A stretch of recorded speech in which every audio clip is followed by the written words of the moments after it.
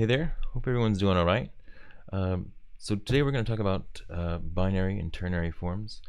We've discussed already how harmony combines with motives and figures to create phrases.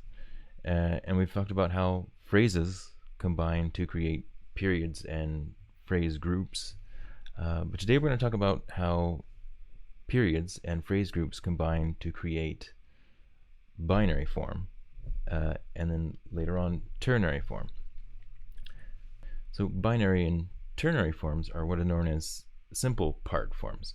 And when we talk about the word part in a simple part form, the part is just the small structural unit. That is the period or a phrase group. So a single period is going to make one part of a simple part form. Keep in mind that this also includes any expansions of those periods or phrase groups.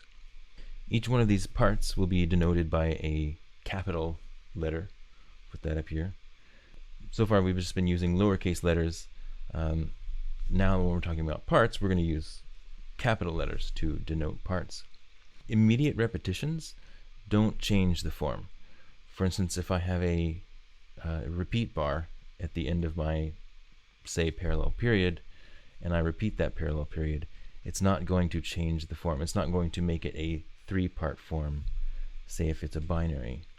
It's not going to add a part to our simple part form. If this were the case, if we had a song with, say, 7 verses, we wouldn't have a 7-part form. It would just be repeated over and over again. There's a difference between different kinds of repetition.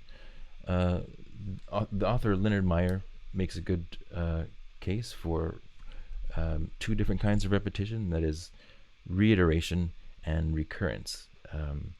Reiteration is the kind of repetition that I just talked about, where it repeats immediately, whereas recurrence is after you have a departure from the section that is being repeated. You can read more about this in his book Emotion and Meaning in Music. I'll put that up here. So the first simple part form that we're going to talk about is the simple binary. And as the name implies, that means that it has 2 parts. The first part, your A, will cadence in one of 2 ways. It'll either cadence with a perfect authentic cadence, or it will be in a related key, or like on 5 or something. And now there's an important difference between these 2 that we'll come back to in a moment. The second part, your B, will have a perfect authentic cadence in the primary key. By primary key, I mean the home original tonic, not a current key if it happens to modulate or something like that, but the original tonic key. So as I mentioned before, the first part, A, can either have a perfect authentic cadence in the primary key, or a related key, or a half cadence. And there's an important distinction between these 2. If the first A section has a cadence in the primary key, that's what we call a sectional binary. But if that first A cadences, it has a half cadence or cadences in a different key, that's what we call a continuous binary. Remember that auxiliary sections are certainly possible. We can have introductions, codas, transitions, and these generally won't factor into the form, whether something's a binary or ternary. For instance, the example we're going to look at has a coda on it, but that really doesn't change the form at all. It just has a coda. So this first example we're going to look at is called Marmotte, and it's by Beethoven. Marmotte, I think, is a groundhog in French. So let's listen to that right now. Ich komme schon durch manches Land, avec la Marmotte, und immer was zu essen fand, avec la Marmotte, avec sie, avec la Marmotte, avec sie, avec la Marmotte, avec sie, avec la Marmotte, avec Ici avec la marmotte.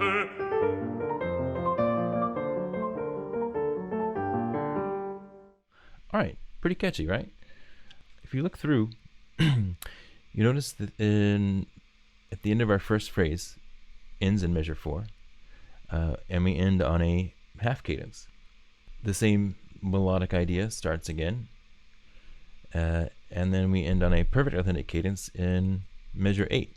So far, we just have a parallel period. We had a half cadence in measure 4, perfect authentic cadence in measure 8, parallel period. Moving on to measure 9, we have a slightly new idea here. We have a slightly new chord progression as well. Here, this phrase cadences in measure 12 on a half cadence. Restarts again in measure 13.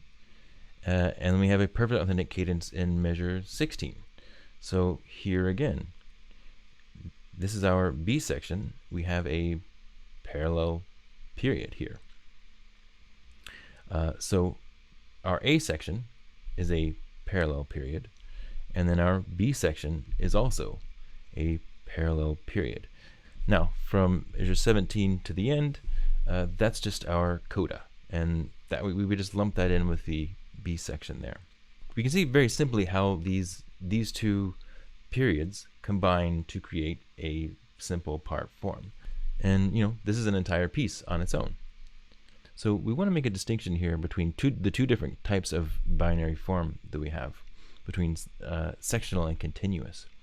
If our first part ends in a half cadence or in a different key, that's going to be continuous. But if we end on a perfect authentic cadence, that's going to be sectional. And in this case, in measure 8, our first part, our part A, that parallel period, ends in a perfect authentic cadence. So in this case, we would have a simple sectional binary form. So let's look at a different example here. This is a Minuet by Bach. Let's listen to that.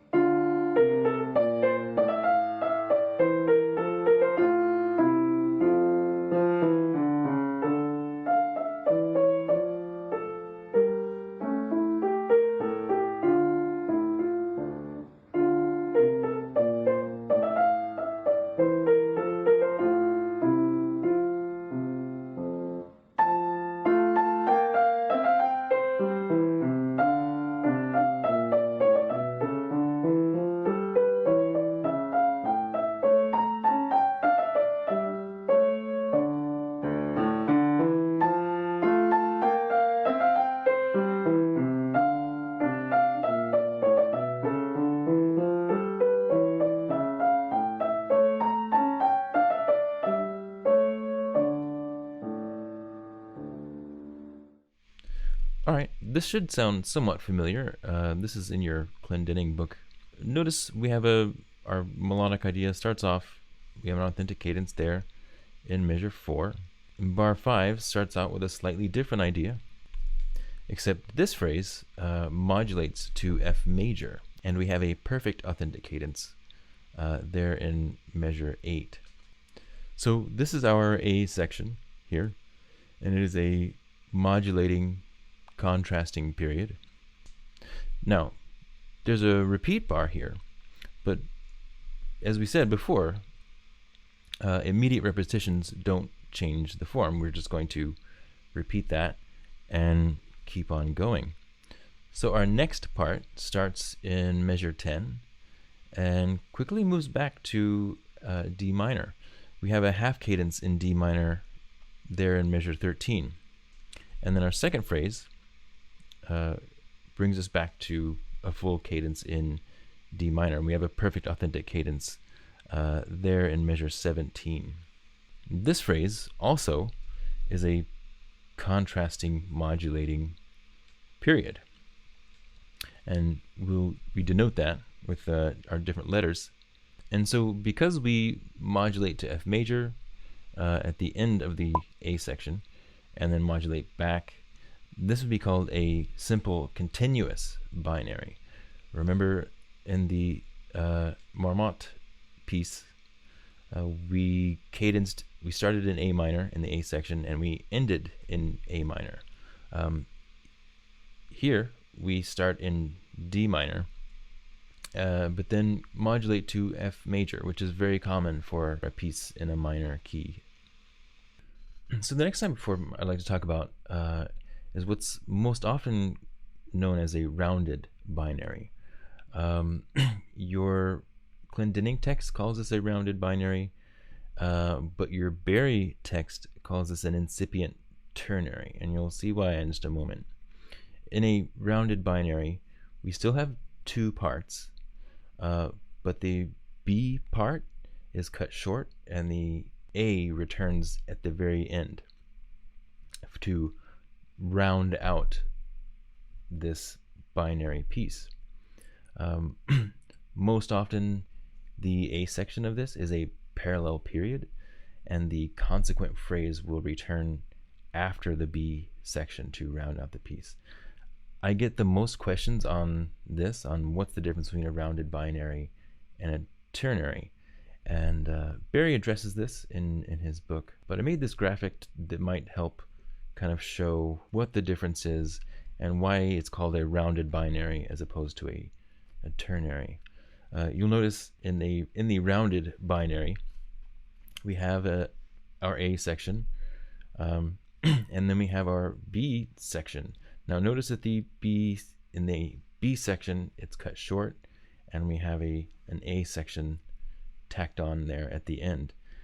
Compare that to a ternary form, which we're going to talk about soon. It has a full A section, a full B section, and then a full return of the A section again. So a good example of a rounded binary is a piece that we've looked at a few times already. This is in your Clendening text as well, but this is the third movement of the Mozart K284. Let's listen to that just to remind ourselves what it sounds like.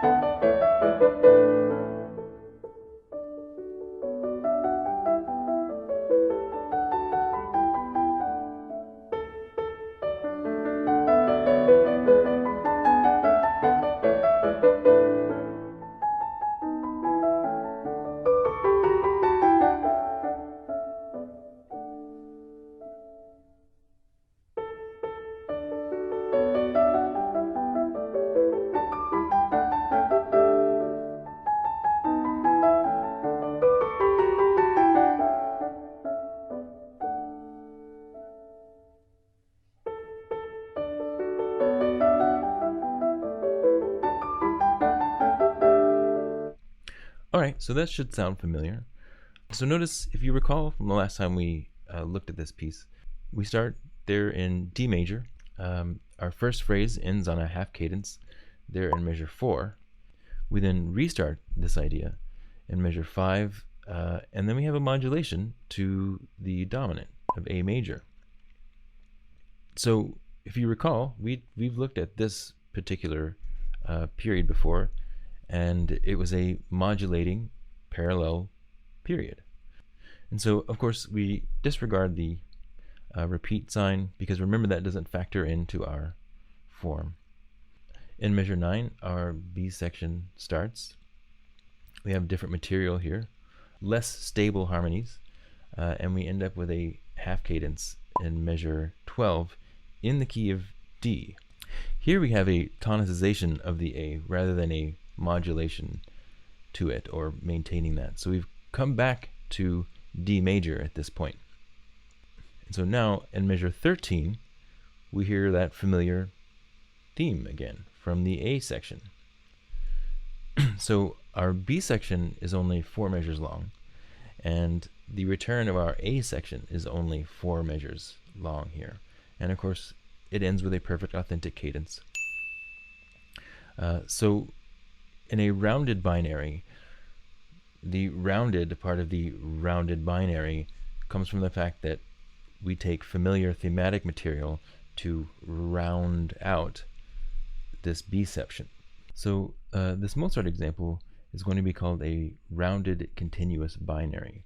Rounded because the A section returns at the end, and continuous because the A section does not end in the primary key. So let's look at another example. This is a Beethoven rondo from a piano sonata, opus 7. Let's listen to this one.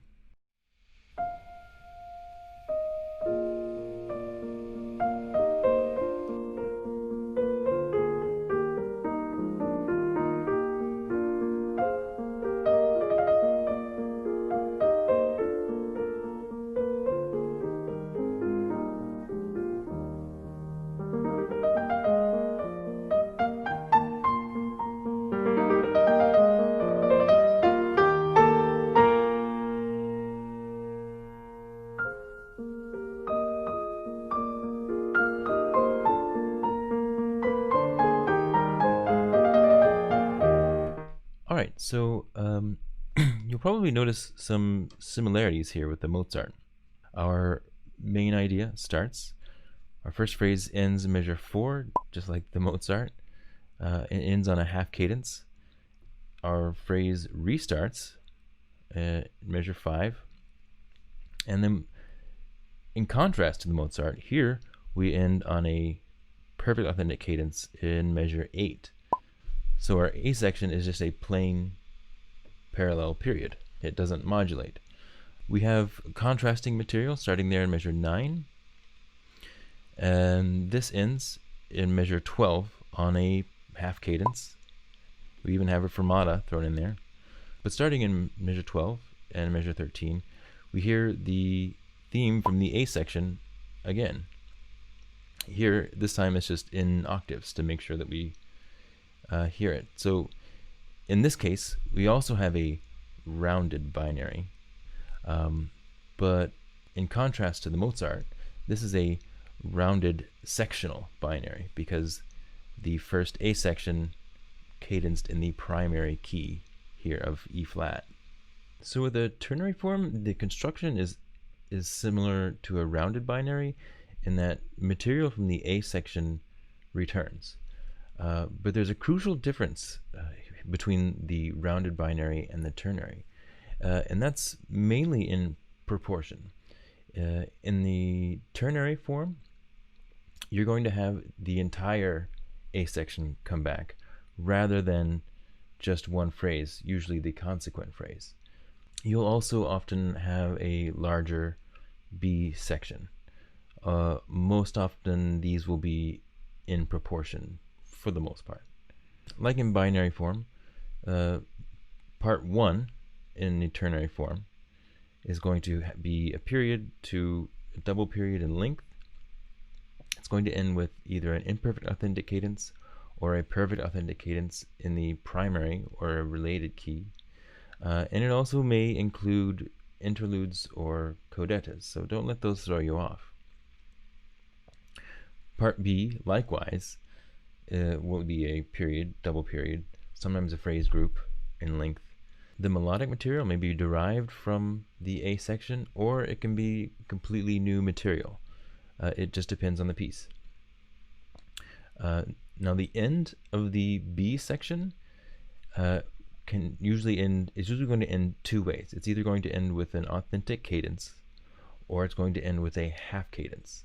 If it ends with an authentic cadence, either an imperfect authentic cadence or a perfect authentic cadence, it's what's going to be called a sectional ternary, similar to our sectional binary and our continuous binary, except this time it's being applied to the B section. If the B section in a ternary form has a half cadence, it's going to be continuous. And likewise, the B section may also include a codetta or an interlude or some kind of retransition. Part 3 will bring back the material from the A section, the thematic, motivic material from the A section. A lot of times it's going to be a little bit longer. It will have a coda or some other material to wrap up the whole piece. And this material can be exact or modified. It doesn't have to stay the same, but it will bring back that A section material. So I'd like to look at a couple of examples. One shows a continuous ternary, and the other shows a sectional ternary. One of them has very contrasting material in the B section, and the other one has very similar material in the B section. So it kind of gives you an idea of how varied ternary forms can be. The first one I want to look at is a Schumann piece from Opus 68, number 9. Let's listen to that one.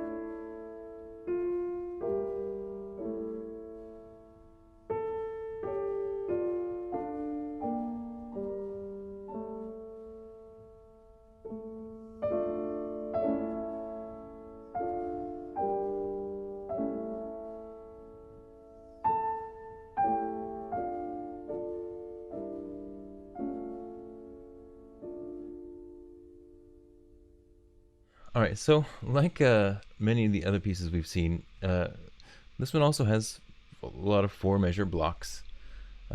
Remember, not all pieces will have that. But here we see our motivic idea in the first 4 measures. First 4 measures, we have our first phrase ends on a half cadence there in measure 4. Measure 5 through 8, it continues, in measure 5 through 8, it restarts, giving us a parallel period for our first A section. But notice in measure 9, we have very, very different material here. And not only different material, but we've started in a new key as well, in the parallel major of D minor here. And so, similar to the A section, we have 4-measure blocks. You notice there in measure 12, we end our first phrase of the B section with a half cadence before he restarts that same phrase verbatim. And so what we have here in the B section is essentially a phrase group. It's just a repeated 4-bar phrase. Now, notice what happens when he comes back in at measure 17. The main motivic material is no longer in the upper voice, but it's now in the lower voice. But we see a similar construction as with the first A section. In measure 20, we end with a half cadence, and then in measure 24, we have our perfect authentic cadence there at the end. So here, like in the first A section, we have a parallel period, but this one is slightly different than the first A section, which is kind of what you would expect. And so in this particular example, we would have a simple continuous ternary form. Continuous because we have that half cadence there in measure 16. Now if we look at this new example here, this one's going to be a little bit different. This is Opus 68, number 3. Let's listen to that.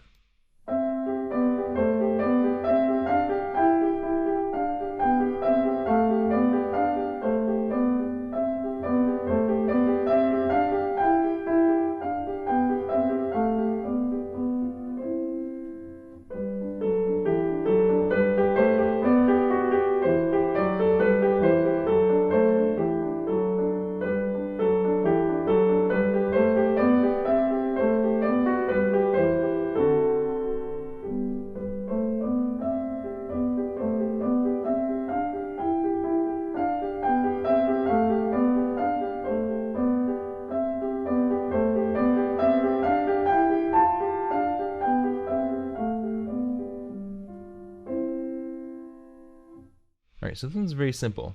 We have 4-bar construction. A phrase actually ends in measure 4 here. It might not seem like it ends there, but we notice in measure 5 that our main motivic material returns. Now this motivic material is very simple, but it does return there in measure 5. So we call measure 1 through 4 a phrase that ends on a half cadence. Measure 5 through 8, we have a very similar phrase, except this time we end on a perfect authentic cadence in the key of C major. So, like with the other piece, we have our A section is a parallel period. But moving on to the B section, starting in measure 9, he changes keys here. We're now in the key of G, and we can tell by that F sharp there immediately. In this B section, this material is very clearly derived from the A section, but here obviously we're in a different key. The motivic material here in the B section is also almost rhythmically identical to the material in the A section. And similarly to measure 4, in measure 12 we have what could be called a half cadence. Moving on to measure 13 through 16, here in measure 16, unlike the previous example that we looked at, here we end with a perfect authentic cadence in the key of G. And this gives us a sectional ternary form, which is a crucial difference between the last example. In the last example, at this moment, we had a half cadence, which gave us a continuous ternary. But here we have a sectional ternary, and that makes sense because we basically have our A section, measures 1 through 8, and then we have our B sections, measures 9 through 16, that are essentially just in a different key. And of course, he rounds this out starting at measure 17. He rounds this out using the exact same material as the A section. So here we have a very, very simple sectional ternary form. Your Clendening book talks about these two pieces, so it might be worth looking over. So the difference between most of these forms is going to lie in what kind of cadences you have at a particular point. And so I'll make a chart of all of these different forms and the crucial differences that they have between them. But you have to be able to recognize these cadences, or else knowing the cadences won't help you at all. Again, you have to recognize, okay, this is a perfect authentic cadence in a new key, for instance, with the last example. So while you can memorize what makes a continuous binary, or what makes a continuous ternary versus a sectional ternary, you really do have to keep an eye on where these sections end and what kind of cadences end them.